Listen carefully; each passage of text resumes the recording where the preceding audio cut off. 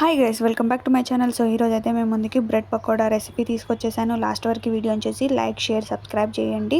And పిల్లలకి మాత్రం చాలా అంటే చాలా ఇష్టంగా తింటారు. ఇప్పుడు ఎలా చేయాలి ఏంటి అనేది రెసిపీ చూసేయండి. ఒక కప్పు బేసన్ తీసుకోవాలి. అందులో పచ్చిమిర్చి, ఆనియన్, కొత్తిమీర, టొమాటో, కొద్దిగా కారం, కొద్దిగా ధనియాల పౌడరు, కొద్దిగా పసుపు, టేస్ట్కి సరిపడా ఉప్పు వేసుకొని కొద్దిగా వాటర్ వేసుకొని మిక్స్ చేసుకోవాలన్నమాట. ఎక్కువ వాటర్ వేయొద్దు. ఇంకోవైపు ఒక బ్రెడ్ పీస్ తీసుకొని దాని మీద మనం తీసుకున్న ఈ మిశ్రమాన్ని కొద్దిగా వేసుకొని స్ప్రెడ్ చేసుకోవాలి. ఇంకోవైపు ఆయిల్ హీట్ చేసుకొని దాంట్లో రెండు వైపులా ఇది మిశ్రమం పెట్టుకున్నాం కదా, డీప్ ఫ్రై చేసుకోవాలన్నమాట.